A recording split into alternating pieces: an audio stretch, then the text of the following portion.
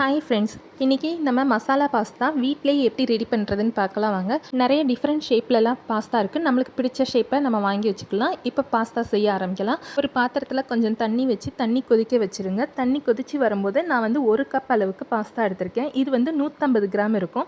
இந்த பாஸ்தா வந்து நம்ம கொதிக்கிற தண்ணியில் சேர்த்துக்கலாம். சேர்த்துட்டு கொஞ்சம் கல் உப்பு, அப்புறம் கொஞ்சமாக 1 ஸ்பூன் அளவுக்கு எண்ணெய் விட்டுக்கோங்க. எண்ணெய் விட்டு பாஸ்தா வந்து நல்லா சாஃப்ட் ஆகிற வரைக்கும் வேக வச்சு எடுத்துக்கலாம்.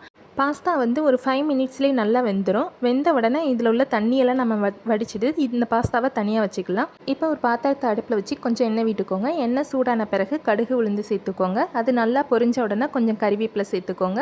அப்புறம் ஒரு பெரிய வெங்காயத்தை சின்ன சின்னதாக கட் பண்ணி அதை சேர்த்துக்கோங்க.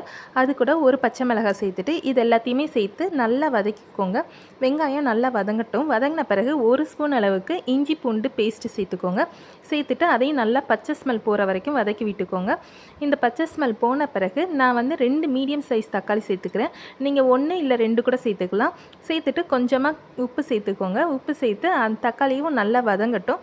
தக்காளியை வதக்கிட்டு ஒரு மூடி போட்டு நல்லா வேக வச்சு எடுத்துக்கோங்க. தக்காளி இப்போ நல்லா வதங்கிடுச்சு.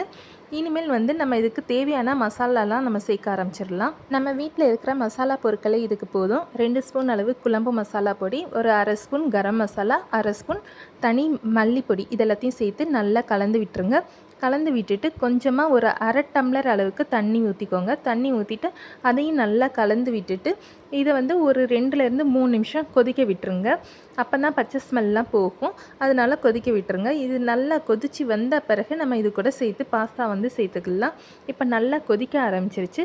இந்த டைமில் நம்ம தண்ணியெல்லாம் வடிச்சிட்டு தனியாக எடுத்து வச்சுருக்கிற பாஸ்தாவை வந்து இது கூட சேர்த்துக்கலாம். சேர்த்துட்டு இது எல்லாத்தையுமே இந்த மசாலா கூட பாஸ்தாவை நல்லா கலந்து விட்டுக்கோங்க.